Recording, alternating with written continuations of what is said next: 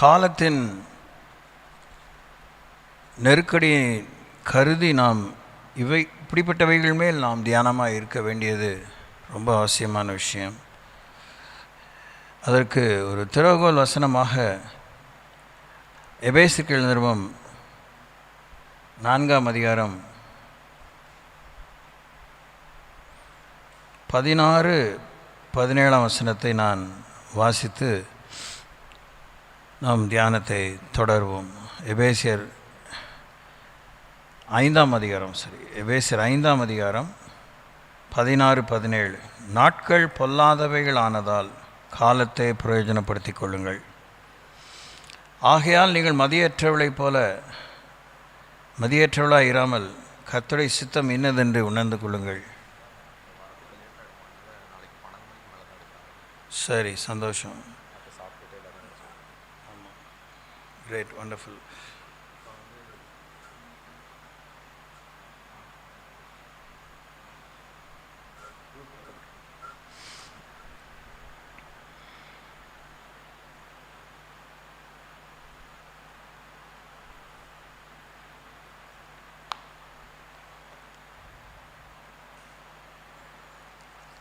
சங்கீதம் 90, the book of Psalms, chapter 90.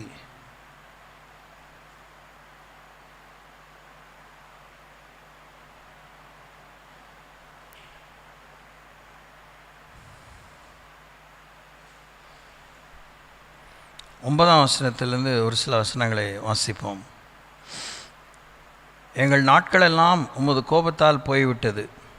ஒரு கதையை போல் எங்கள் வருஷங்களை கழித்து போட்டோம். எங்கள் ஆயுசு நாட்கள் 70 வருஷம், பலத்தின் மிகுதியினால் 80 வருஷமாக இருந்தாலும் அதன் மேன்மையானது வருத்தமும் சஞ்சலமுமே. அது சீக்கிரமாய் கடந்து போகிறது, நாங்களும் பறந்து போகிறோம். உமது கோபத்தின் வல்லமையையும் உமக்கு பயப்படத்தக்க விதமாய் உமது உக்கிரத்தையும் அறிந்து கொள்கிறவன் யார்? நாங்கள் ஞான இருதயம் உள்ளவர்களாகும்படி எங்கள் நாட்களை எண்ணும் அறிவை எங்களுக்கு போதித்தருளும் என்று மோசே ஆணிடத்தில் மன்றாடுகிறதை பார்க்கிறோம். நடந்து கொண்டிருக்கிற உலக சம்பவங்கள், இஸ்ரவேலை ஒட்டிய சம்பவங்கள் மிகுந்த எச்சரிப்பை வழங்கி கொண்டே இருக்கின்றன. நம்முடைய ஜீவன் எப்படிப்பட்டது என்கிற தலைப்பில் நாம் ஒரு சில விஷயங்களை தியானிக்க இருக்கிறோம்.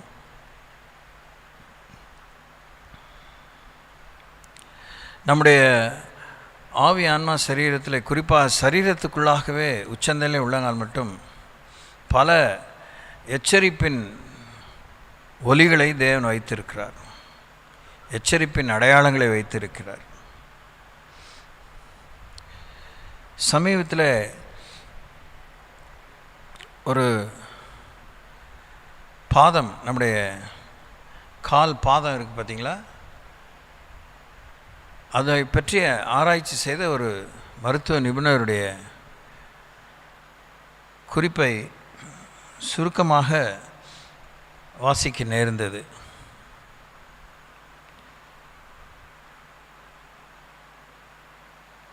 எஞ்சான் உடம்புக்கு சிரசே பிரதானம்ங்கிறது காலகாலமான ஒரு முதுமொழி. எஞ்சான் உடம்புக்கு வயிறே பிரதானம் வாழ்கிறது இன்றைய காலத்தின் போக்கு. நம்முடைய சரீரத்தில் எது முக்கியமான உறுப்பு என்று சொன்னால் ஒவ்வொருத்தருக்கும் இன்றைய காலகட்டத்தில் அபிப்பிராயங்கள் மாறிவிட்டது. இருதயம் சொல்கிறவங்க இருக்கிறாங்க, கணையம் சொல்கிறவங்க இருக்கிறாங்க, மூளைன்னு சொல்கிறவங்க இருக்கிறாங்க, கல்லீரல் சொல்கிறவங்க இருக்கிறாங்க, சிறுநீரகம் என்று சொல்கிறவங்க இருக்காங்க. இப்படி பல உறுப்புகள் பாதிக்கப்பட்டவங்க இதுதாங்க ரொம்ப முக்கியம் அப்படின்னு சொல்கிறத நம்ம கேள்விப்பட்டிருக்கோம். இப்படி ஒவ்வொன்றும் முக்கியம்தான், எல்லாம் தான் முக்கியம் அப்படின்னு சொல்லி சலிச்சிக்கிற ஒரு பெரும் கூட்டத்தை நம்ம நித்தமும் பார்க்குறோம். நான் இந்த வாசித்த குறிப்பிலே பாதம், மனிதனுடைய பாதத்தின் அடிப்பக்கம், இந்த பாதம் எவ்வளோ அதனுடைய சுகம் முக்கியம்.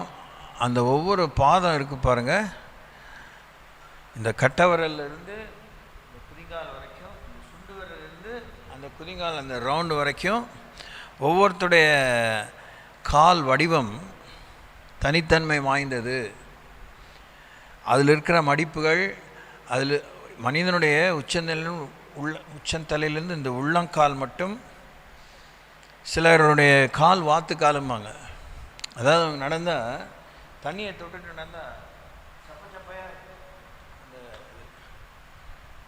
சிலர் பாதம் வந்து அந்த குழி இருக்கும், மேடும் பழம் அப்படி கரெக்டாக அந்த படத்தில் வரைஞ்ச மாதிரி இருக்கும். அது இப்போ நம்முடைய மேட்டர் இல்லை.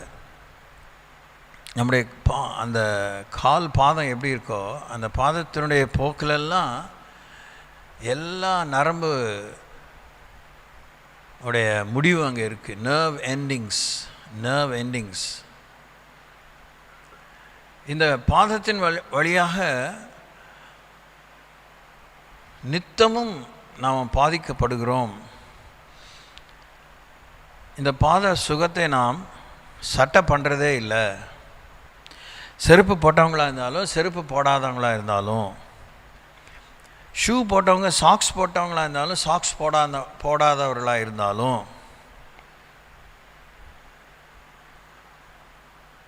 என்று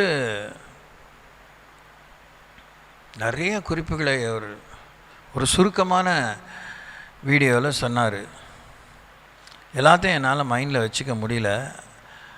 அதை குறித்து எனக்கு ஒரு வருத்தம்தான். மேபி இன்னொரு தடவை நான் வந்து யூடியூப்பில் டேப் பண்ணி எதாவது எனக்கு கிடச்சா யோசிக்கணும். நான் சொல்ல வந்த விஷயம், நம்ம வாழ்வை பற்றி ரொம்ப கேர்லெஸ்ஸாக இருக்கோம். நமக்கு அருளப்பட்ட வாழ்க்கை ஏதோ ஒரு பரிசுத்தவான் சொல்லியிருக்கிறார்ல, ஜான் வெஸ்லியோ சார்ல்ஸ் வெஸ்லியோ இல்லைன்னா அந்த மாதிரி ஒரு லெஜெண்டரி மிஷினரி சொல்லியிருக்கார், நமக்கு கொடுக்கப்பட்ட ஒரு வாழ்க்கை ஒன்றே ஒன்று தான், அது சீக்கிரமாய் கடந்து போகும், ஆனால் கிறிஸ்துவுக்காக நம்ம எதை செய்கிறோமோ அது நிலைத்திருக்கும் என்று சொல்கிறது போல் நமக்கு கொடுக்கப்பட்ட வாழ்க்கையினுடைய மகத்துவம் பெரிது. நாம் கடவுள் நம்பிக்கையை கொண்டிருக்க வேண்டும் என்பது தலைப்புற விஷயமாக இருந்தாலும், கடவுள் நம்பிக்கையே இல்லாவிட்டால் நமக்கு கொடுக்கப்பட்ட வாழ்க்கை மிகவும் விலையேற பெற்றது. மனிதனை மாத்திரம் நேராக தலை நிமிர்ந்து நடக்கக்கூடிய இந்த மாதிரி வெர்டிகலாக தேவன் படைச்சிருக்காரு. எல்லா மிருகத்தையும் வேறு மாதிரி தான் படைச்சிருக்காரு. அதுங்களும் கால்களை கொண்டு தான் நடக்குது, கால்களை கொண்டு தான் தத்தி நடக்குது, தவ்வி நடக்குது, பறக்குது, 4 காலில் நடக்குது. ஆனால் மனுஷனை மாத்திரம்தான் பாதத்தை ஊன்றி தலை நிமிர்ந்து நடக்க பண்ணுகிறார் என்று மனிதனுடைய படைப்பின் ஆச்சரியத்தை அப்படியே ஆழ்ந்து தியானித்து ஆய்வு செய்து எழுதின அநேக கட்டுரைகள் இருக்கிறது. நமக்கு 70 வருஷம் இருந்து 80 வருஷம் இருந்து வாழ்ந்து மரிக்க போகிற இந்த சரீரத்தை குறித்து நமக்கு கவனமே இல்லை. எவ்வளவு நம்ம எச்சரிப்பை பெற்றாலும், எவ்வளவு நம்முடைய சரீர உறுப்புகளுடைய விசித்திர வினோதமாய் நாம் படைக்கப்பட்டிருந்தாலும், பிரமிக்கத்தக்க அதிசயமாய் படைக்கப்பட்டிருந்தாலும், அந்த நேரத்தில் அசுபுசுன்னு சொல்கிறதோட நின்று போயிடுது. நாம் பொறுப்பெடுத்து கொள்கிறதே இல்லை. ஒவ்வொரு அவயவத்தினுடைய பழுதும் நம்முடைய ஆயுள் சக்கரத்தை தீ கொளுத்துகிறது. ஒவ்வொரு சரீர அவயமும் பாதிக்கப்படும்போது, முழு சுகத்தோடு அது படைக்கப்பட்ட நோக்கத்தோடு அது செயல்படாமல் போகும்போது நம்முடைய ஜீவன் குறைகிறது, ஜீவித காலம் குறைகிறது, தாக்கமடைகிறது, திருப்பம் காணுகிறது. என்னத்துக்காக? வீழ்ச்சிக்காக, முடிவிலே மரணத்துக்காக.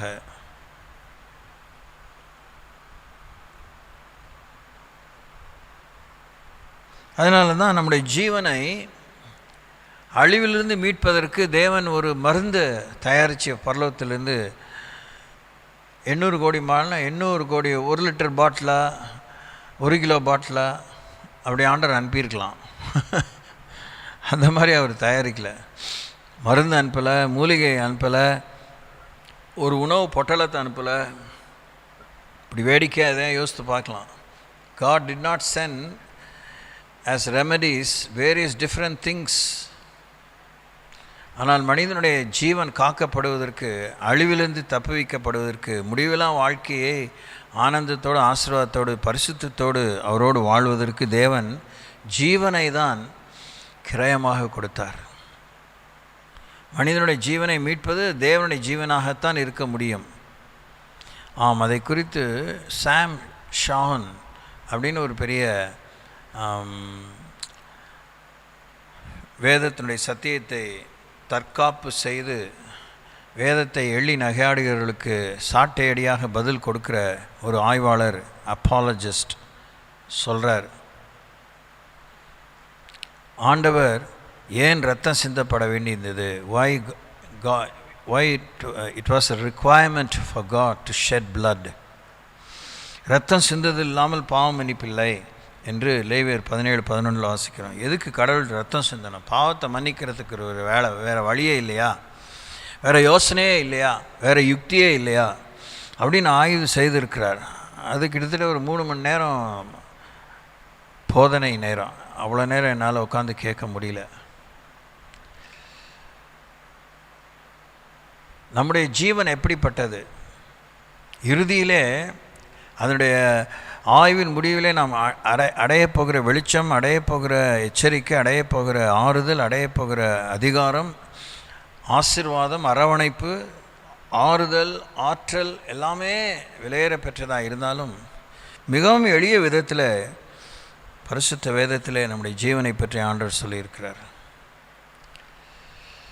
இப்போ 2 நாட்கள்,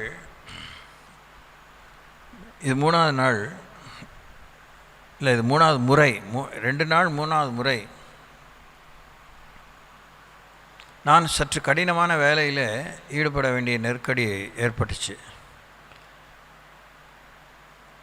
அப்போ என்னுடைய மூச்சு திணறல் எனக்கு திடீர்னு வந்தோடனே ஐ வாஸ் பிட் அலார்ம்டு.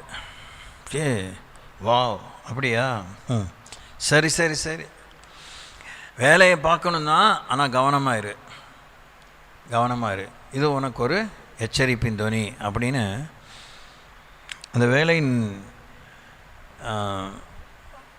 ஒவ்வொரு மணி நேரமாக போகுமா, அது மாதிரி அடுத்த மணி நேரம் உணர்த்திக்கிட்டே என்னுடைய சரீரம், கடவுள்னு நான் சொல்ல மாட்டேன், என்னுடைய சரீரத்தில் ஏற்படுகிற அந்த மாற்றங்கள், அந்த சரீரத்தில் ஏற்படுகிற அந்த தாக்குதல்கள், அந்த போராட்டத்திலேருந்து நான் எச்சரிப்பின் துணியை பார்க்க முடிஞ்சு. கேட்கனா உள்ளான மனிதனிலே அதனுடைய அந்த கலக்கத்தை என்னால் உணர முடிஞ்சிச்சு. ஸோ நான் என்ன பண்ணினேன், அப்படியே அமைதியாக உட்காந்தேன். பரவாயில்ல, இது 5 நிமிஷத்தில் செஞ்சு முடிக்க வேண்டியது இப்போ 15 நிமிஷம் ஆனால் என்ன பரவாயில்ல, உட்காருவோம் அப்படின்னு ஒன்றும் சந்தேகத்துக்கு இடம் இல்லாமல் ரெஸ்ட் எடுக்கிற மாதிரி உட்காந்து ஸ்தோத்திரம் பண்ணேன். அது வழக்கமாக நம்ம பழகிட்டோம், அதனால் ஸ்தோத்திரம் பண்ணேன். ஆனால் அந்த ப்ரீதிங், அந்த மூச்சு விடுறதுக்கான அந்த எக்ஸசைஸ் படித்து தான் சொல்லி கொடுத்தாங்க. கொரோனா பாதிப்பு ஏற்பட்டு வெளியே வரும்போது சொன்னாங்க. அது இந்த குவாரண்டைன் ஹோமில் இருக்கும்போது டெய்லி ரெகுலராக செஞ்சது தான். அதுக்கப்புறம் கொஞ்சம் இங்கே சர்ச்சில் இருக்கிற ஆல்மோஸ்ட் அ இயரில் ரொம்ப நாள், இந்த many months I was able to do that also.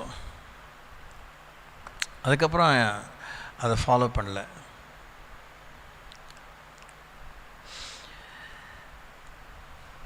நம்முடைய வாழ்க்கை பின்தொடர் பணியிலே, பின்தொடர் கடமையிலே மிகவும் பற்றாக்குறை நிறைந்த ஒரு புகார் நாம் சுமந்து அலைகிறோம். கடவுள் தரப்பிலிருந்து நம்மேல் இருக்கிற பெரிய புகார் என்னவென்றால், நீ என்னை பின்பற்றுவதிலே, என்னை பின்தொடர்ந்து வருவதிலே, நான் விட்டு சென்ற முன்மாதிரியை நீ சிறமேற்கொண்டு கை கொள்வதிலே மிகவும் குறைப்பட்டிருக்கிறாய்,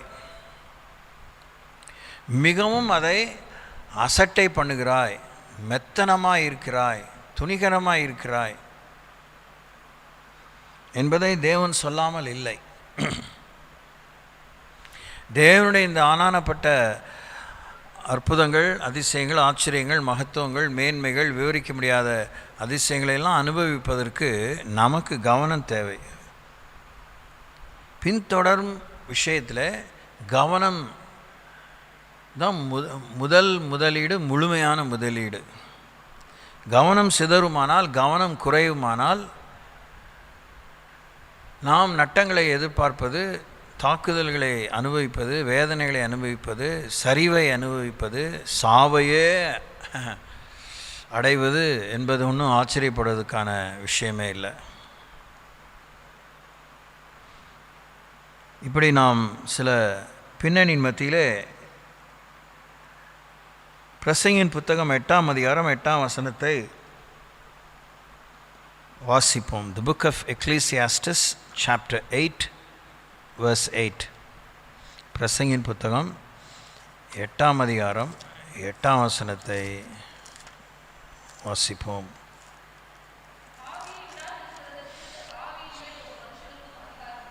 ஆவியை விடாதிருக்கிறதுக்கு ஆவியின் மேல் ஒரு மனுஷனுக்கு அதிகாரம் இல்லை, மரண நாளின் மேலும் அவனுக்கு அதிகாரம் இல்லை, அந்த போருக்கு நீங்கி போவதும் இல்லை, துன்மார்க்கரை துன்மார்க்கம் விடுவிக்கவும் மாட்டாது. 6ஆம் வசனத்தில் வாசிக்கிறோம், எல்லா காரியத்துக்கும் காலமும் நியாயமும் உண்டு, ஆதலால் மனுஷனுக்கு நேரிடும் சஞ்சலம் மிகுதி. எல்லா காரியத்திற்கும் காலமும் நியாயமும் உண்டு, ஆதலால் மனுஷனுக்கு நேரிடும் சஞ்சலம் மிகுதி. சௌக்கியமாக இருந்து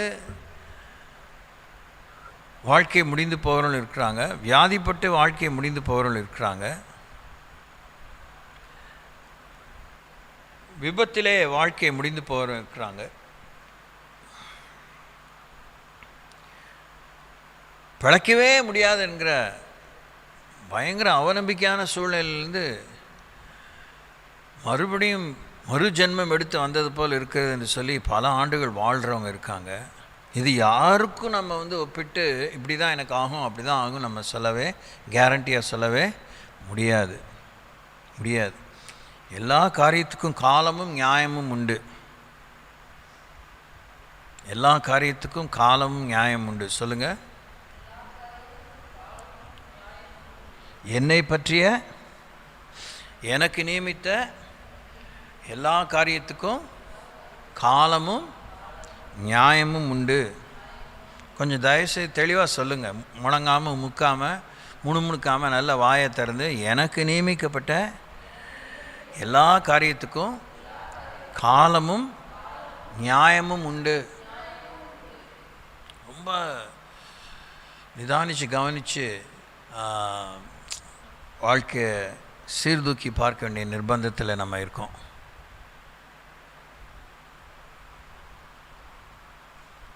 காலம் தப்பினால் நியாயமும் தப்பும். காலம் தப்பினால் நியாயம், காலம் தப்பினதுனால ஏற்பட்ட நியாயம் நமக்கு கிடைக்கும். காலத்துக்குட்பட்ட நியாயம் நமக்கு கிடைக்க வேண்டும் என்றால் காலத்தை மதிக்க வேண்டும். நியாயம் நமக்கு நியமிக்கப்பட்ட நியாயம் நமக்கு கிடைக்க வேண்டும் என்றால் காலத்தை மதிக்க வேண்டும். Praise Lord. நியாயத்தை நமக்கு வேண்டிய நியாயம் கிடைக்கணும்னா அந்த நியாயம் கிடைக்கும் காலத்தை தேட வேண்டும். அப்போ 8ஆம் வசனத்தில் வாசிக்கும்போது பார்த்தோம்ல, துன்மார்க்கனை துன்மார்க்கம் தப்பு வைக்காது, விடுவிக்கவும் மாட்டாது.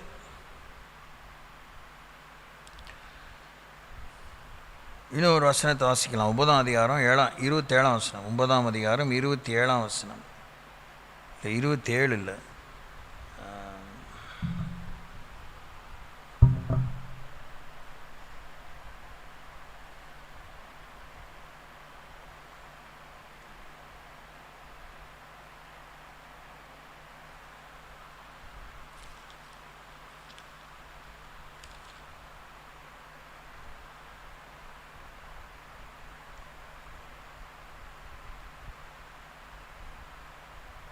சரி, அந்த வசனம் இட்ஸ் நாட் ரைட். யோபின் புத்தகம் 9ஆம் அதிகாரம் 25ஆம் வசனத்தை வாசிப்போம். The book of Job, chapter 9, verse 25.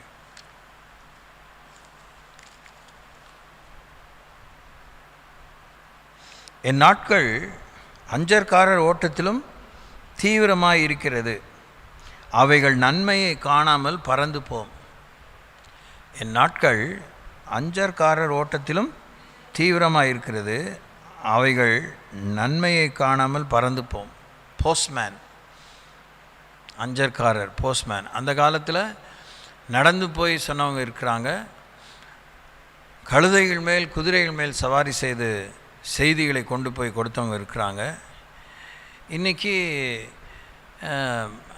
விமானத்தின் மூலமாக பலவிதமான வாகனங்கள் மூலமாக ஒரு இடத்திலிருந்து இன்னொரு இடத்திற்கு, ஒரு கூட்டத்தாரிலிருந்து இன்னொரு கூட்டத்தாருக்கு போய் சேர வேண்டிய செய்திகள் போய் கொண்டிருக்கிறது. இதையெல்லாம் தாண்டி மின்னணு மூலமாக, சேட்டலைட் செயற்கைக்கோள்கள் மூலமாக, கண்ணுக்கு தெரியாத மின் சக்தி, காந்த சக்தி மூலமாக, மேக்னெட்டிக் வேவ்ஸ் மூலமாக, பல பிளாட்ஃபார்ம்ஸ் மூலமாக செய்திகள் மக்களுக்கு போய் சேர்த்து கொண்டே இருக்கிறது. மனிதனுடைய எல்லா இந்த தொழில்நுட்பத்தினுடைய சக்தியை தாண்டி மனிதன் படைக்கப்பட்ட காலத்திலிருந்து, உருவான காலத்திலிருந்து, புத்தி சுயாதீனம் உள்ள எல்லாருக்கும் தேவன் அவரவர்கள் இந்த உலகத்தில் பிரவேசித்த காலத்தில் நம்முடைய உள்ளான மனசாட்சியின் மூலமாக யாரும் பேசாத, யாருமே கேட்க முடியாத, அந்த சம்பாஷணைகளோடு உணர முடியாத, புரிந்து கொள்ள முடியாத, உள்ளே போய் ஒட்டு கேட்க முடியாத ஒரு அந்த ஒரு மகா பாதுகாவலான விதத்தில் நம்ம மனசாட்சியோடு தேவன் பேசிக்கொண்டே இருக்கிறார். மனசாட்சியோடு தேவன் பேசிக்கொண்டே இருக்கார். நமக்கு வர வேண்டிய செய்தியை, நமக்கு வர வேண்டிய அறிவை, நாம் அடைய வேண்டிய அறிவை, நமக்கு கிடைக்க வேண்டிய உதவியை, நமக்கு கிடைக்க வேண்டிய எச்சரிப்பை, நமக்கு கிடைக்க வேண்டிய போதனையை, நமக்கு கிடைக்க வேண்டிய தைரியத்தை, வாக்குறுதியை, சீர்திருத்தத்தை, கண்டிப்பை, அரவணைப்பை ஆண்டவர் மனசாட்சியின் மூலமாக கொடுத்து கொண்டே இருக்கிறார். மனசாட்சியின் மூலமாக கொடுத்து கொண்டே இருக்கிறார். நம்முடைய ஜீவனை தேவன் கண்காணிக்கிறார். நம்முடைய ஜீவன் எப்படிப்பட்டது? நம்முடைய ஜீவன், பூமியிலே வாழும் இந்த ஜீவன் நிலையற்றது, நிரந்தரமற்றது. ஆனால் நம்முடைய உள்ளான மனுஷன் நிரந்தரமானவன், நித்தியமானவன், சத்தியமானவன், மெய்யானவன். அவனுடைய பயணம் ஓய்வதில்லை, அவன் நடை ஓய்வதில்லை, அவனுடைய தேடுதல் ஓய்வதில்லை. ஒவ்வொரு மனிதனும் மனுஷியும் தொடர்கதை, நீண்ட தொடர்கதை, நிரந்தர தொடர்கதை. தொடர்கதை என்னுடைய முடிவு துக்கமும் நட்டமாக இராதபடிக்கு அது ஆனந்தமும் பாக்கியமாக இருப்பதற்கு தேவன் நமக்காக நம்முடைய தொடர்கதையில் இருக்கக்கூடியதான சலிப்பை, நம்முடைய தொடர்கதையில் நாம் அந்த தொடர்வதை விட்டு போகாமல் இருக்கக்கூடிய அந்த தொடர்பு துண்டிக்கப்படாமல் இருப்பதற்கு தேவன் நமக்காக நித்திய பாலமாக இருக்கிறார். Praise the lord. அல்லேலூயா. நம்முடைய ஜீவன் மேல் நாம் கவனமாக இருக்க வேண்டும். நம்முடைய ஜீவன் மேல் நாம் கவனமாக இருக்க வேண்டும். நம்முடைய உயிர் மேலே நாம் கவனமாக இருக்கணும். நம்ம உயிர் மேலே நமக்கு ஆசை இருப்பதை விட நம்முடைய உயிர் மேலே நம்ம கவனமாக இருப்பது தான் நம்ம அதுக்கு செய்யக்கூடிய உச்சக்கட்டமான தொண்டு, காண்பிக்கக்கூடிய உச்சக்கட்டமான மரியாதை. நம்முடைய ஜீவனை நாம் காத்து கொண்டால் அதை இழந்து போவோம் என்று இயேசு சொல்லியிருக்கார். நம்முடைய ஜீவனை இழந்து போகாமல் அதை பெற்றுக்கொள்வதற்கு நம்ம ஜீவனை இழந்து போனால் நித்திய ஜீவ காலமாக அதை பெறுவோம் என்று சொல்லியிருக்கிறார். அப்படின்னா நம்முடைய ஜீவன் முதலீடுக்கு அடுத்த ஒரு விஷயம். அதை தேவன் கையிலே கொடுத்து விட்டால் அதை அவர் ஆண்டு நடத்துவார். அவர் அருமையாக ஆண்டு நடத்துவார். நம்முடைய ஜீவன் நன்மையை காணாமல் பறந்து போகாமல் ஜீவனுள்ள காலமெல்லாம் நன்மையும் கிருபையும் என்னை தொடரும். இப்போ தப்பில்லாமல் சங்கீதம் 23 சொல்லுங்கள். கர்த்தர் என் மேய்ப்பராக இருக்கிறார், நான் தாழ்ச்சி அடையேன். அவர் என்னை புல்லுள்ள இடங்களில் மேய்த்து அமர்ந்து தண்ணீரிலே நடத்துகிறார். அவர் என் ஆத்மாவை தேற்றி அவர் நாமத்து நிமித்தம் நீதியின் பாதையிலே நடத்துகிறார்.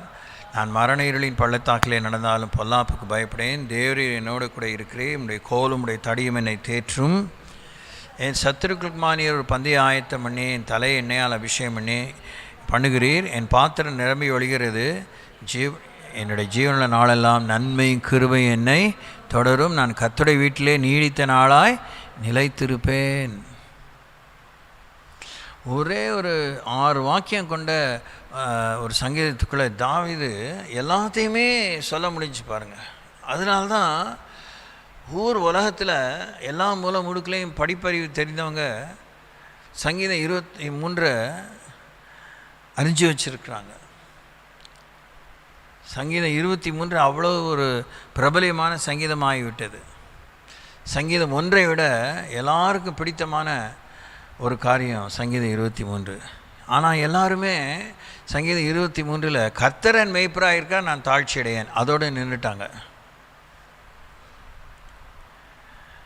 கர்த்தரன் மெய்ப்பராக இருக்கிறார், நான் தாழ்ச்சி அடையேன், என் ஜீவன நாளெல்லாம் நன்மை கிருபையும் என்னை தொடரும். வினையச்சம், ரெண்டுமே வினையச்சம் போல் அறகுறையாக இடையில் இருக்கிற எல்லா தொடர்பு சாதனங்களைப் போல் இருக்கக்கூடிய தொடர்பு விஷயங்கள் எல்லாவற்றையும் நாம் அல்ல தள்ளிவிட்டு அதில் கவனம் செலுத்தாமல் அதனுடைய உண்மைகளை விளங்கி கொள்ளாமல் ஆண்டவருடைய மேய்ப்பை நான் தாழ்ச்சியடையேன், ஜீவன நாளெல்லாம் நன்மை கிருபை என்னை தொடரும். இது ரெண்டும் தான் நமக்கு ரொம்ப ஆறுதலாக இருக்கிறதாம யோசிக்கிறோம்.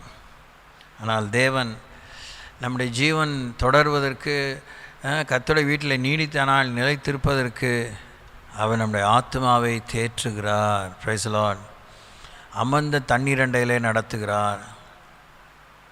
நிறைய பொறுப்பை தேவன் எடுத்துக்கொள்கிறார். எப்போ அவர் என்னுடைய மெய்ப்பர் நம்ம சொல்கிறோமோ, எப்போ நம்ம அவருடைய ஆடுகள் என்று நம்ம கருதுகிறோமோ, அப்போ தேவன் நமக்கு எடுத்துக்கொள்கிற உத்தரவாதங்கள் மகா பெரிதாக இருக்கிறதை பார்க்கிறோம்.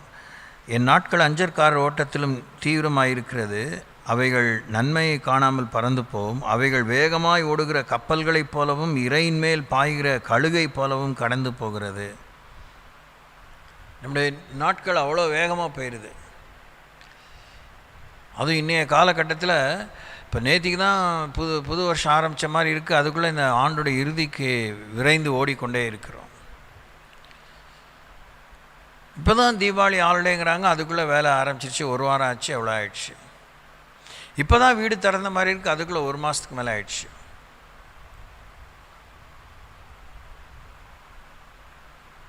நம்முடைய ஜீவன் மேல் நாம் கவனம் செலுத்துவது என்பது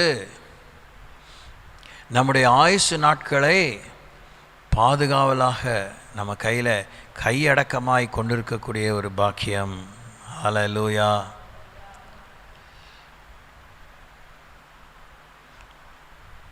ஒரு குடம் பால், 1 லிட்டர் பால் வச்சுக்கோம்.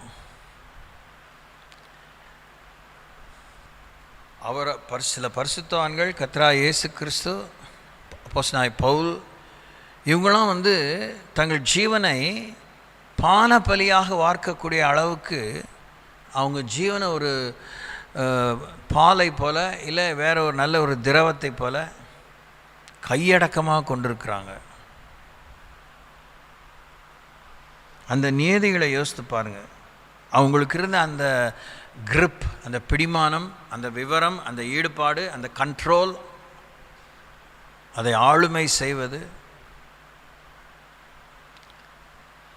பொதுவான அறிவில் அவங்க 2 பேருடைய வாழ்க்கையை பார்த்தா டெய்லி அவங்களுக்கு சவால் தான். இயேசு கிறிஸ்து 3 வருஷம் பகிரங்கமாக பொது வாழ்விலே அவருக்கு டெய்லி சவால்கள் தான், டெய்லி சோதனைகள் தான், டெய்லி தேவைகள் தான், அநேக பணிகள், அநேக எதிர்பார்ப்புகள், ஏராளமான எதிர்பார்ப்புகள். எல்லாருமே எதிர்பார்த்தார்கள். அவரிடத்துல கேள்வி கேட்டவங்களும் அவரிடத்துல நன்மை தான் எதிர்பார்த்தாங்க. அவரை எதிர்க்கிறவங்க அவர்கிட்ட நன்மையும் அடையாளங்களும் தான் எதிர்பார்த்தாங்க. அவரை நேசிக்கிறவங்க அவர் கையிலேருந்து நன்மை அடையாளங்களும் தான் எதிர்பார்த்தாங்க. அவங்க எதிரிகளும் நண்பர்களும் அப்படி தான் இருந்தாங்க. பவுல் தேவனாலே மிகவும் வல்லமையாக எடுத்து பாவிக்கப்பட்டவர். அவருக்கு டெய்லி தன்னுடைய ஜீவனை கவனமாக நடத்தி கொள்ள வேண்டியது அவசியமாக இருந்தது. 2 பேருக்குமே டெய்லி அவருடைய ஜீவனுக்கு மரண எச்சரிப்புகள் வந்து கொண்டே இருந்தது. அவங்கள காலி பண்ணணும், அவங்கள கொல்லணும், அவங்க இடைஞ்சலாக இருக்காங்கங்கிற அந்த அவங்க தலைக்கு ஒரு விலை வச்சுருக்காங்க சொல்கிறாங்களே, இந்த தீவிரவாதி பிடிச்சி கொடுத்தீங்கன்னா 10,000 கொடுப்போம், 1,00,000 கொடுப்போம், 10,00,000 கொடுப்போம். அது மாதிரி அவங்க ஜீவனுக்கு விலை கொடுத்துருந்தாங்க. அவங்க ஏன் தலை போகுது, எவனோ கொல்ல போகிறான் அப்படி அதை நினச்சிட்டு அவங்க வீட்டுக்குள்ளேயே அடைஞ்சி இருக்கல. எங்கே கொல்ல போகிறானோ, எங்கே மறைஞ்சிருந்து தாக்க போகிறானோ அந்த இடத்துல போய் ஒரு அற்புதம் செய்கிறாங்க. அவனால் அன்றைக்கி துப்பாக்கியில் என்ன பண்ணியிருப்பாங்களோ தெரியல, அவங்க ஜீவனை தேவன் காத்தார். ஆனால் அவங்க நேரம் வரும்போது அவங்க ஜீவனை காத்து கொள்ள முடியவில்லை. அவர்கள் இரத்த சாட்சியாய் மரித்தார்கள். கர்த்தராகிய இயேசு கிறிஸ்து சிலுவையிலே தொங்கி மரித்தார். அல்லேலூயா. ஆனால் அவங்க ஜீவனை வேஸ்ட்டாக தரையில் விடலை. பானை பலி தானே, அது ஒரு திரவமான பலி தானே, அதனால் அவங்க வீணாக அவங்க ரத்தத்தை சிந்தலை, வீணாக அவங்க ஜீவனை தரையில் ஊற்றலை, வீணான விஷயங்களுக்காக அவங்க ஜீவனை அவங்க இழக்கலை. சங்கீதம் அதே 90ஆம் சங்கீதத்தில் 9ஆம் வசனம் 10ஆம் வசனத்தை இப்போ தான் வாசித்தோம்னு நினைக்கிறேன். இன்னும் ஒரு முறை அதை வாசிப்போம். சங்கீதம் 90 9 10 என்ன வாசிக்கிறோம்? எங்கள் நாட்களெல்லாம் உமது கோபத்தால் போய்விட்டது, ஒரு கதையை போல் எங்கள் வருஷங்களை கழித்து போட்டோம். அந்த வசனத்தை அந்த தாற்பரியத்தை கவனிங்க. எங்கள் நாட்களெல்லாம் உமது கோபத்தால் போய்விட்டது. நம்முடைய நாட்களை போக்கடிக்கிறது, நம்முடைய நாட்களை வீணடிக்கிறது, நம்முடைய நாட்களை பிரயோஜனமற்று போக செய்கிற ஒரு விஷயம் கர்த்தருடைய கோபம். கர்த்தருடைய கோபம் நம்ம தேவையில்லாத பிற்போக்கான விதத்தில் யோசிக்க வேண்டாம். ஏன் அபசகுனமாக யோசிக்கிறீங்க? அவர் மிகுந்த மனதுருக்கமுடையவர் அப்படிலாம் நம்ம சொல்லிக்கிறோமா? ஆனால் கர்த்தருடைய கோபம் நம்ம மேல் இருக்கா இல்லையாங்கிறது நமக்கு எப்படி தெரிய வரும்? அவருடைய அன்பை பற்றி தான் உடனே சொல்லி சொல்லி சொல்லி அவர் அப்படி ஒன்றும் பண்ண மாட்டார். ரொம்ப நல்லவராக்கும், ரொம்ப அண்டர்ஸ்டாண்டிங் ஆக்கும், ரொம்ப பொறுமையுள்ளவராக்கும். இப்படிலாம் சொன்னாலும் அதெல்லாம் ஓகே. ஆனால் கர்த்தருடைய கோபம் நம்ம மேலே இருக்கா இல்லையாங்கிறத எப்படி நிச்சயப்படுத்திக்கலாம்? நம்ம நாட்களெல்லாம் கதையை போல் கழித்து போயிடும். யோசித்து பாருங்கள். இன்றைக்கி காலையில் எழுந்திச்சிங்க, இன்றைக்கி என்ன சரி எழுந்திச்சி ஒரு 6 மணி நேரம் 8 மணி நேரம் கூட வச்சுங்க, ரொம்ப ஜாஸ்தி தான், ரொம்பவே ஜாஸ்தி தான். 8 மணி நேரம் வீணாக்கிட்டீங்க. காலையில் 8 மணிலேருந்து இப்போ மணி இந்த 7:05 இது வரைக்கும் உங்கள் நேரம் எப்படி பிரயோஜனமாக போச்சா? பிரயோஜனமாக போகணுன்னு நேற்றுக்கு யோசிச்சிருப்பீங்க, காத்தால கூட யோசிச்சிருப்பீங்க. யோசித்ததெல்லாம் ஒன்றும் தப்புலாம் சொல்ல முடியாது. ஆனால் பிரயோஜனமாக போச்சா? கதையை போல் கழிக்காமல் ஒவ்வொரு நிமிஷமும் பிரயோஜனமாக போச்சா? மனசு நிறைஞ்சு இருந்ததா? உங்களுக்காக நியமித்த வேலை இன்றைக்கி செஞ்சு முடிச்சேங்கிற ஒரு தெளிவு உங்களுக்கு இருக்கா?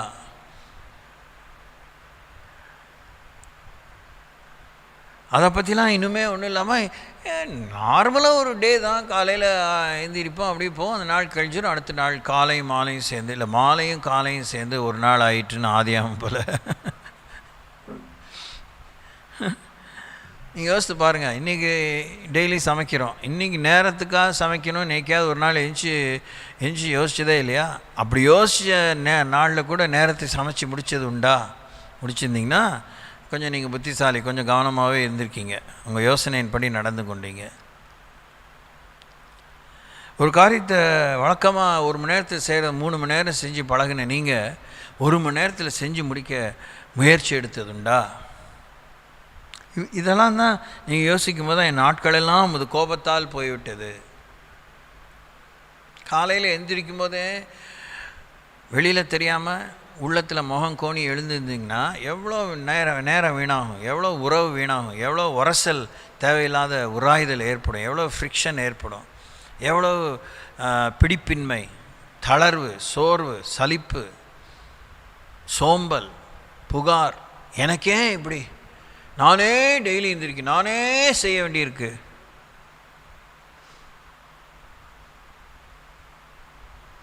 நான் கேட்குறேன், எனக்கு இதில் சொல்லிக்கலாம் எனக்கு வைக்கல, நான் கேட்டுகிட்டே இருப்பேன் அடிக்கடி. இன்றைக்கி என் வேலையை செஞ்சு முடிக்க எனக்கு பலனை தாங்க.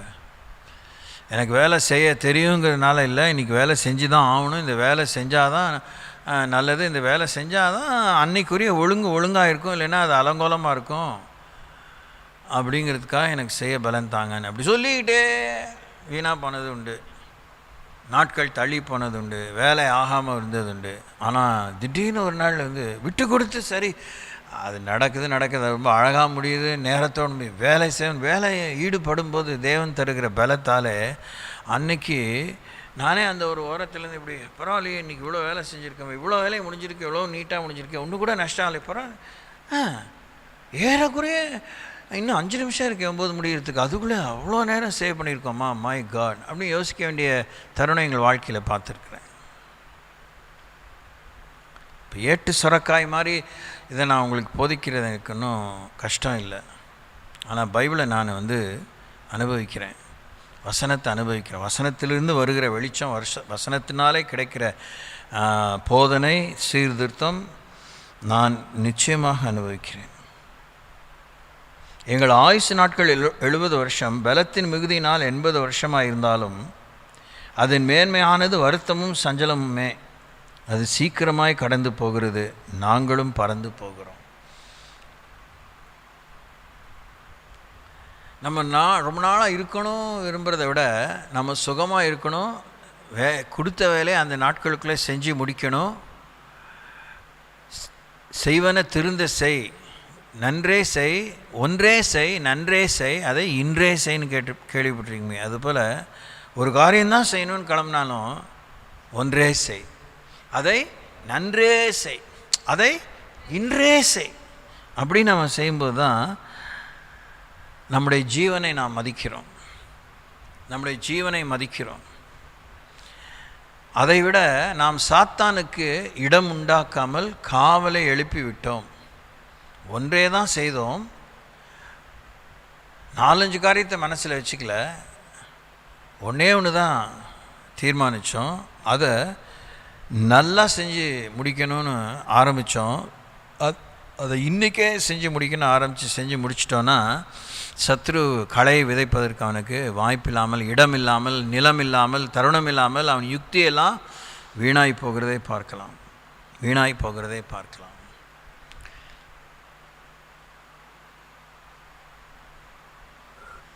சங்கீதம் 124.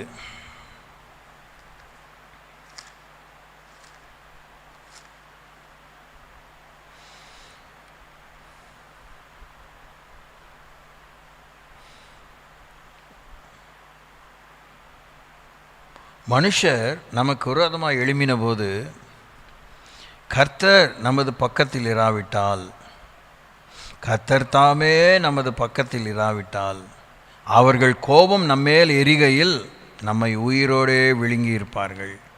அப்பொழுது தண்ணீர்கள் நம்மேல் பாய்ந்து, வெள்ளங்கள் நமது ஆத்மாவின் மேல் பெருகி, கொந்தளிக்கும் ஜலங்கள் நமது ஆத்மாவின் மேல் புரண்டு போயிருக்கும் என்று இஸ்ரவேல் இப்பொழுது சொல்வதாக.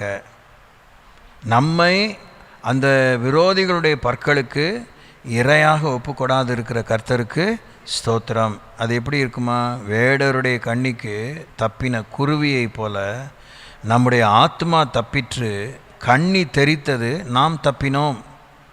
நம்முடைய சகாயம் வானத்தையும் பூமி உண்டாக்கின கர்த்தருடைய நாமத்தில் உள்ளது.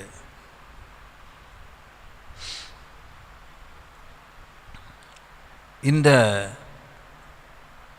சங்கீதத்தில் எவ்வளோ எளிய விதத்தில் இஸ்ரவேல் சமஸ்தானத்துக்கே, ஆசாரிய கூட்டத்துக்கே, நியாயாதிபதிகள் கூட்டத்துக்கே, லேவியர்கள் கூட்டத்துக்கே, பொதுமக்கள், அதிபதிகள், ஜனத்தின் அதிபதிகளுக்கு, ஆண்களுக்கு, பெண்களுக்கு, அன்றைக்கு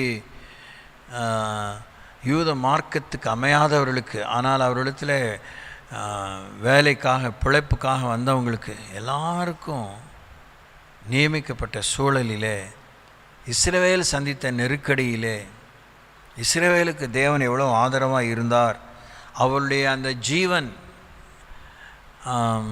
ஞாயிற்றுக்கிழமை காலையில் சொன்னேன், ஆத்ம பாரம் நமக்கு இல்லை. நம்முடைய ஆத்மாவை குறித்து நமக்கு எச்சரிப்பு இல்லை. ஆத்மா, ஆவி, சரீரம்னு கிறிஸ்துவ சபைகளிலே இந்த வார்த்தை பேசி பேசி அது என்னன்னே தெரியல. ஆட்டா மாவான்னு கேட்குற அளவுக்கு உலகத்தில் இன்னும் தான் இருக்கிறாங்க. அது என்ன ஆத்மா, ஆட்டா மாவா? அது என்ன கோதுமை மாவா? அது என்ன சம்பா கோதுமையா, சர்பத் கோதுமையா? இப்படின்னு கேட்குற மாதிரி நம்ம வாழ்க்கை கேவலமாக இருக்குது. we don't know what our soul is really. ஆத்மாங்கிறது நான் தாங்க, என் உள்ளான மனுஷங்க. அவன் தான் மெய்யானவங்க, அவன்தாங்க நான். அந்த உள்ளான மனிதனுடைய குணந்தாங்க என் சரீரத்தில் செயல் வடிவம் பெறுகிறது, என் சொல் வடிவம் பெறுகிறது, என் பார்வையில் உண்டாகிற விவரம் தெரிய வருகிறது. ஏன் மூஞ்சியே ஒரு மாதிரி இருக்குது அப்படின்னு சொல்லுங்க. அது என் உள்ளான மனுஷன் மூஞ்சி காமிக்கிறான். இந்த சரீரம் என்ன காமிக்கும்? செத்து போனால் இந்த சரீரம் அது கோபத்தை காமிக்க முடியுதா? அன்பை தான் காமிக்க முடியுதா? சிரிப்பை காமிக்க முடியுதா? படுத்த செத்து போயிட்டான், 2 பேரும் ரொம்ப ஸ்நேகி, பாலிஸ், விளையாடாதரா, விளையாடாதரா, எந்திரிடா, என்னடா. அவன் இங்கே உண்மையாக செத்துட்டான்னு வச்சுக்கோங்களேன், அவன் என்ன பண்ணுவான்? நக்கல் பண்ணாதடா, இதை இல்லை, செத்து போயிட்டான். அவன் என்ன சிரிக்க முடியுமா? கோவப்பட முடியுமா? ஒன்று ஈ கேனாட் ரியாக்ட். அப்புறம் தான் அவனுக்கு அதிர்ச்சி ஆகும். ஐயோ, என் ஃப்ரெண்டு மெய்யாவே செத்து போயிட்டான், அவனால் தாங்கிக்கவே முடியல. அன்புக்குரியவர்களே, நம்முடைய ஜீவனை பற்றிய இந்த உத்தரவாதங்கள் இல்லை. நம்முடைய ஜீவனை பற்றிய உத்தரவாதங்கள் நமக்கு இல்லை. ஒரே ஒரு வாழ்க்கை தான். We will come into this world only once. இந்த உலகத்தில் தேவன் ஒரே முறை தான் வந்துட்டோம். இந்த உலகத்தை விட்டு நம்ம போகிறதுக்கு முன்னே இந்த உலகத்தில் நமக்கு கொடுக்கப்பட்ட பணிகளை, இல்லை நமக்கு கொடுக்கப்பட்ட வாழ்க்கையை, நமக்கு அருளப்பட்ட நன்மைகளை, நம் மூலமாய் அடைய வேண்டிய மற்றவர்கள் அடைய வேண்டிய நன்மையை, அந்த கடமையெல்லாம் செய்து முடித்து போவது முழு நிறைவான வாழ்க்கை.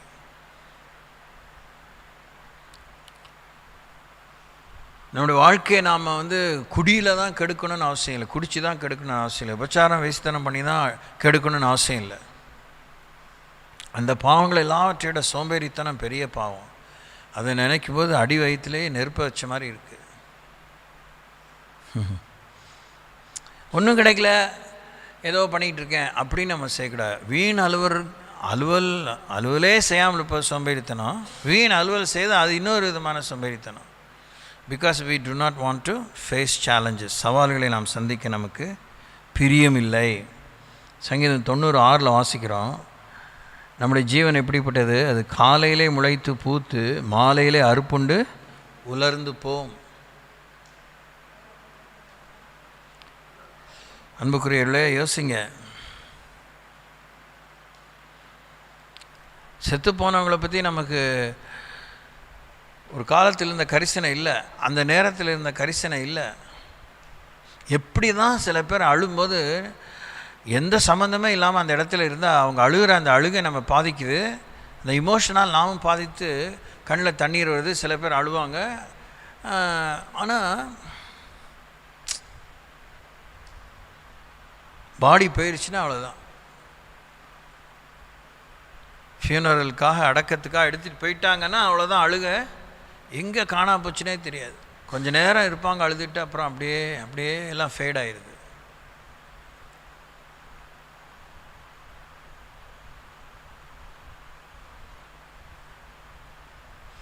திருப்பியும் அந்த சங்கீதம் 90க்கே போவோம். ஆண்டவரே, தேவரீர் தலைமுறை தலைமுறையாக எங்களுக்கு அடைக்கலமானவர். சொல்லுங்க. ஆண்டவரே, தேவரீர் தலைமுறை தலைமுறையாக எங்களுக்கு அடைக்கலமானவர். நம்முடைய ஜீவன் எப்படிப்பட்டது? அதை பற்றி தான் நம்ம யோசிக்கிறோம். தலைமுறை தலைமுறையானது. தூங்காமல் கேளுங்க. நாம் நினைக்கிற தலைமுறை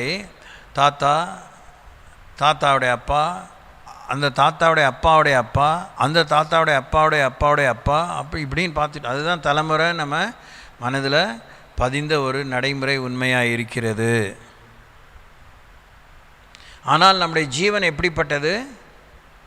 தலைமுறை தலைமுறைக்கு தோறும் உள்ளது. தலைமுறைகள் எங்கே ஆரம்பித்தன சொல்லுங்க. தலைமுறை யாரிலே ஆரம்பித்தது? இன்னொரு தடவை கேள்வி தெளிவாக சொல்கிறேன், அவசரப்படாமல் பதில் சொல்லுங்கள். நம்ம ஒவ்வொருத்தருடைய ஒன்று. ரெண்டாவது, நம்ம முழு மனுக்குலத்துடைய தலைமுறை யாரிடத்திலே ஆரம்பித்தது? எங்கே ஆரம்பித்தது?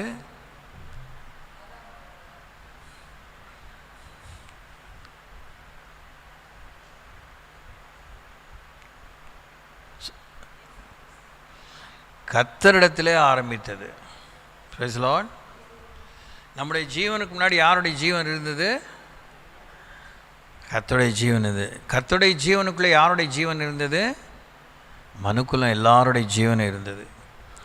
அந்த ஜீவனை யாருக்கெல்லாம் தேவன் பகிர்ந்து கொடுத்தார்? 800 கோடி மக்களுக்கும் பகிர்ந்து கொடுத்தார். அந்த 800 கோடி மக்களிலே நம்முடைய சுவாசியிலும் நம்முடைய நாசியிலும் தேவன் என்னத்தை ஊதினார்? ஜீவ சுவாசத்தை ஊதினார். Price the Lord. வெறும் காற்ற ஊதலை, ஜீவ சுவாசத்தை ஊதினார். நாம் ஜீவாத்மாவானோம். நாம் யாருடைய தலைமுறையாக இருக்கிறோம்? யாருடைய தலைமுறையாக இருக்க வேண்டும் என்று இந்த ஆண்டு நம்முடைய முகாமுடைய தலைப்பாக இருந்தது. அந்த சந்ததி கிறிஸ்துவே. நாம் யாருடைய சந்ததி? கிறிஸ்துவின் சந்ததி. அப்போது ஆண்டவரே, தேவரீர் தலைமுறை தலைமுறைக்கும் தலைமுறை தலைமுறையாக எங்களுக்கு அடைக்கலமானவர். நாம் இந்த உலகத்தில் தோன்றதுக்கு முன்னாடி கர்த்தருடைய சிந்தையில் இருந்தோம், கர்த்தருடைய வார்த்தைக்குள்ளே இருந்தோம். வார்த்தையினால் எல்லாவற்றையும் சிருஷ்டித்தார். பூச்சக்கரம் முழுவதும் வார்த்தையின் வல்லமினாலே தாங்குகிறார். ஸோ வி எங்கே நாம் இருந்தோம்? we were in the word of God, we were in the plan of God, we were in the life of God. Zoe. பர்வதங்கள் தோன்றும் முன்னும் நீர் பூமியையும் உலகத்தையும் உருவாக்கும் முன்னும் நீரே அநாதியாய் என்றென்றைக்கும் தேவனாய் இருக்கிறீர். நீர் மனுஷரை நிர்தூளியாக்கி மனுபுத்திரரே திரும்புங்கள் என்கிறீர். உமது பார்வைக்கு 1000 வருஷம் நேற்று கழிந்த நாள் போலவும் ராட்சாமம் போலவும் இருக்கிறது.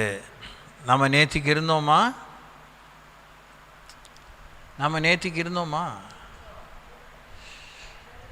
நேற்றுக்கு இருந்தால் இன்றைக்கி வந்திருக்கோம் அப்படின்னு ரொம்ப பெரிய புத்திசாலித்தனமாக சொல்கிறீங்க. இப்போ இன்றைக்கி 2025, நம்ம 2024 இருந்தோமா? சரி, நீங்கள் எல்லாம் நான் 1957 முன்னாடி நான் இருந்தேனா? நான் 1957 முன்னாடி இருந்தேனா இல்லையா? எனக்கு நீங்கள் மார்க் போடலாம், உங்களை பற்றி போட்டுக்க வேண்டாம்.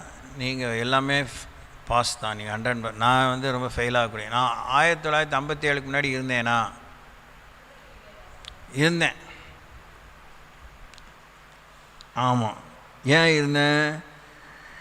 அவர் பார்வைக்கு 1000 வருஷம் நேற்று கழிந்த நாள் போல். நான் 1957 தான். 1857லையே ஒரு நாளான 1000 வருஷத்துக்கு முன்னாடியே அது 100 வருஷம் தான் இல்லையா? 1000னா நான் 857ஆம் ஆண்டு தேவனுடைய சிந்தையில் இருந்திருக்கேன், தேவனுடைய வார்த்தையில் இருந்திருக்கேன். ஆனால் நான் இன்றைக்கி அதை அறிஞ்சு புரிஞ்சு வாழ்கிற காலம் இது. இன்று என்னும் நாள்தோறும் எனக்கு ரட்சணை நாள் எப்போ? இன்றே ரட்சணை நாள். எனக்கு அனுக்கிற காலம் எப்போ? இன்றைக்கே அனுக்கிற காலம். அவர்களை வெள்ளம் போல வாரிக்கொண்டு போகிறீர். நித்திரைக்கு ஒத்திருக்கிறார்கள், காலையிலே முளைக்கிற புல்லுக்கு ஒப்பாயிருக்கிறார்கள். அது காலையிலே முளைத்து பூத்து மாலையிலே அறுப்புண்டு உலர்ந்து போம். நாங்கள் உமது கோபத்தினால் அழிந்து உமது உக்கிரத்தினால் கலங்கி போகிறோம். எங்கள் அக்கிரமங்களை உமக்கு முன்பாகவும் எங்கள் அந்தரங்க பாவங்களை உமது முகத்தின் வெளிச்சத்திலும் நிறுத்தினீர்.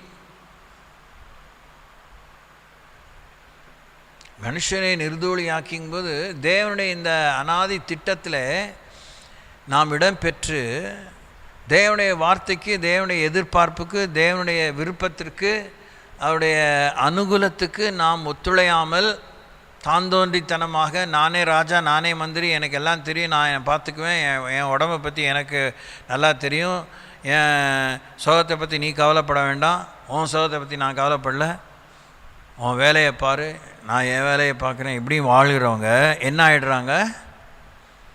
தேவன் தீர்மானம் என்ன திட்டத்துக்குள்ளே இருக்கிற பாதுகாவலை, ஆசீர்வாதங்களை, நன்மைகளை, தெய்வீக சுகத்தை, ஆறுதலை, ஆற்றலை, அரவணைப்பை, பொருளாதார ஆசீர்வாதத்தை, செழிப்பை இழக்கிறோம். ஜீவனின் பலத்தை இழக்கிறோம், பலவீனப்படுகிறோம், மரணம் நம்மை கவ்விக்கொள்ளும் அளவுக்கு வாழுகிறோம். மரணம் ஒரு காலத்திலே கவனக்குறைவாக இருந்தால் மேற்கொண்டு விடுகிறது.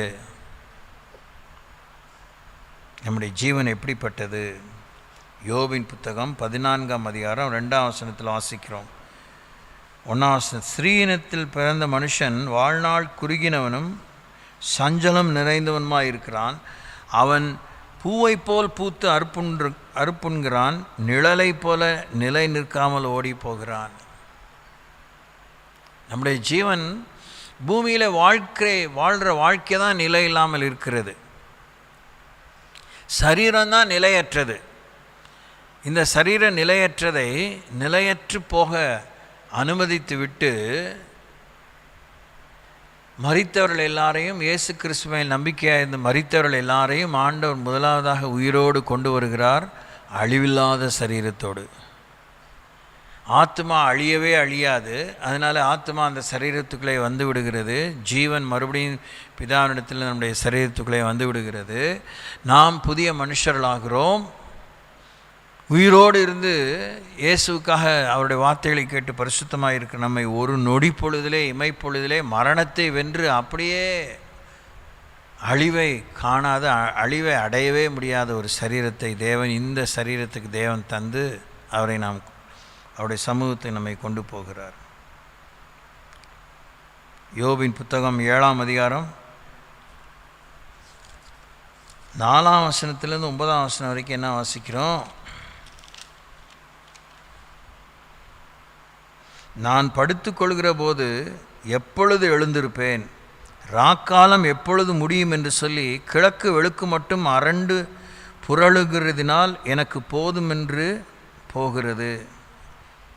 நான் படுத்துக்கொள்கிற போது எப்பொழுது எழுந்திருப்பேன், ராக்காலம் எப்பொழுது முடியும் என்று சொல்லி கிழக்கு வெளுக்கு மட்டும் அரண்டு புரளுகிறதினால் எனக்கு போதுமென்று போகிறது. போதும்ப்பா, தூக்கமே இல்லை, அலுப்பாக இருக்குது, எப்படா விடியுன்னு காத்திருக்கோம். என் மாம்சம் பூச்சிகளினாலும் அடைப்பற்றின புழுதியினாலும் மூடப்பட்டிருக்கிறது. என் தோல் வெடித்து அருவருப்பாயிற்று. என் நாட்கள் நெய்கிறவன் எரிகிற நாடாவிலும் தீவிரமாய் ஓடுகிறது. அவைகள் நம்பிக்கை இல்லாமல் முடிந்து போகும். என் பிராணன் காற்றை போல் இருக்கிறதென்றும் என் கண்கள் இனி நன்மை காணப்போகிறதில்லை என்றும் நினைத்திருளும். இப்போது என்னை காண்கிறவர்களின் கண்கள் இனி என்னை காண்பதில்லை. உம்முடைய கண்கள் என்மேல் நோக்கமாயிருக்கிறது, நானோ இல்லாமற் போகிறேன். மேகம் பறந்து போகிறது போல பாதாளத்தில் இறங்குகிறவன் இனி ஏறி வரான். இனி தன் வீட்டுக்கு திரும்பான். அவன் ஸ்தலம் இனி அவனை அறியாது. தன் ஆத்மாவை குறித்து யோபு அங்கலாய்க்கிற அங்கலாய்ப்பை தேவன் மெச்சிக்கொள்ளவில்லை. ஆனால் யோபுக்கு ரொம்ப அபூர்வமான ஆழமான அறிவு ஆத்மாவை பற்றி, ஆத்மாவுடைய வரையறையை பற்றி. இந்த பகுதிகளை நான் வாசித்த போது யோபு சரீரம் வாதிக்கப்பட்டதினாலே, கொப்பளங்களினாலே, எரிபந்தமான கொப்பளங்களினாலே அவன் வாதிக்கப்பட்ட போது அந்த வேதனையின் மத்தியிலே சரீரத்தின் வரையறை வறண்டு போகிறது, அழிந்து போகிறது, உலர்ந்து போகிறது, பூவை போல உதிர்ந்து போகிறது என்பதெல்லாம் கண்கூடாக பார்க்கிறார். ஆனால் அழியாத அந்த ஆத்மாவுடைய அந்த விலையேறப்பெற்ற தன்மை, அதற்கு தேவன் தருகிற அந்த பாதுகாவலை யோபால் முழுசாக பார்க்க முடியல. அங்கலாய்ப்பில் புலம்புற வரைக்கும். இப்போ அதே 7ஆம் அதிகாரத்தை கையை வச்சுக்கிட்டு அதே 19ஆம் அதிகாரத்துக்கு போவோம்.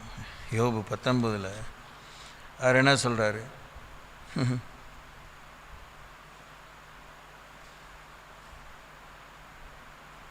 23ஆம் வசனத்தில் வாசிக்கிறேன்.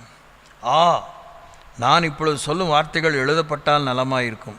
அவைகள் ஒரு புஸ்தகத்தில் வரையப்பட்டு அல்லது என்றைக்கும் நிலைக்க அவைகள் கருங்கல்லிலே உளிவெட்டாகவும் ஈய எழுத்தாகவும் பதிந்தால் நலமாயிருக்கும். என் மீட்பர் உயிரோடு இருக்கிறார் என்றும் அவர் கடைசி நாளில் பூமியின் மேல் நிற்பார் என்றும் நான் அறிந்திருக்கிறேன். இந்த என் தோல் முதலானவைகள் அழுகி போன பின்பு நான் என் மாம்சத்திலிருந்து தேவனை பார்ப்பேன், அவரை நானே பார்ப்பேன். அந்நிய கண்கள் அல்ல, என் கண்களே அவரை காணும். இந்த வாஞ்சையால் என் உள்ளிந்திரியங்கள் எனக்குள் சோர்ந்து போகிறது.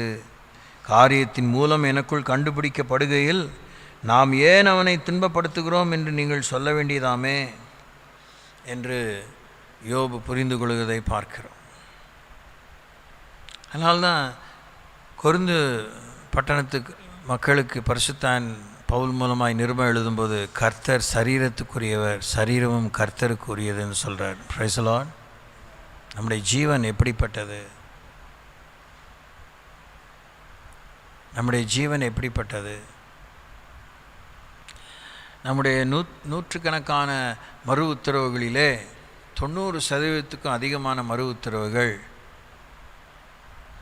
சரும எழுச்சினாலே, சருமத்திலே ஏற்படுகிற ஸ்கின் டீப், சரும அளவிலே நமக்கு ஏற்படுகிற மறு உத்தரவுகள். அது உணர்ச்சி வசப்பட்டதான காரியமாக இருக்கலாம், அது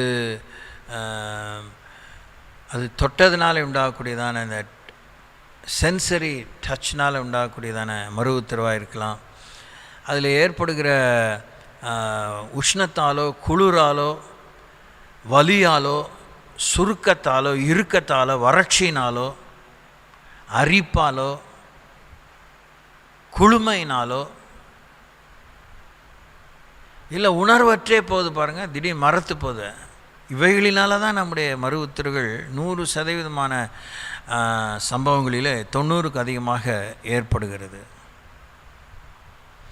ஆனால் நம்முடைய சரீரத்துக்கும் அவர் இரட்சகராக இருக்கிறார்.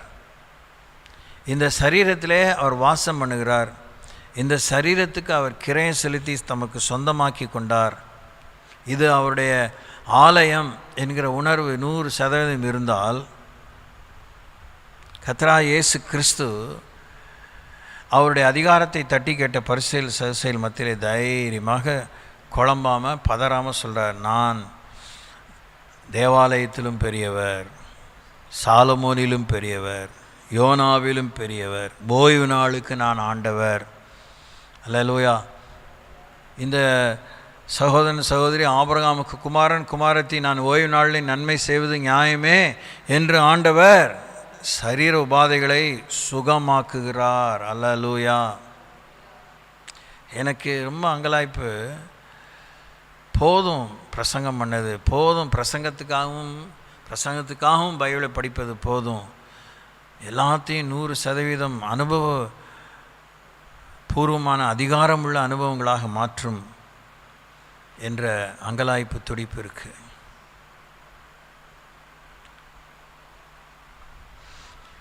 மரித்த லாசருவை தேவன் எழுப்பினார். ஆனால் லாசரு பிற்காலத்திலே மரித்து போனான்.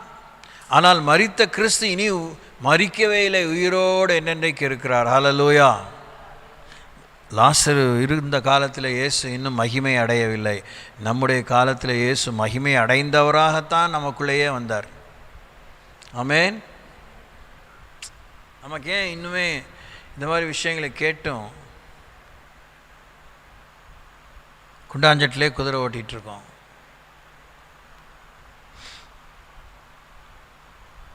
இன்னும் ஒரு குறிப்பை பார்த்து நாம் நிறைவு செய்வோம். யாக்கோபின் புத்தகம் 4ஆம் அதிகாரம் 14ஆம் வசனம். ஆயிடுச்சு டைமு, சொல்லிட்டேன், அதனால் அதை பார்த்துடுவோம். யாக்கோபு 4:14.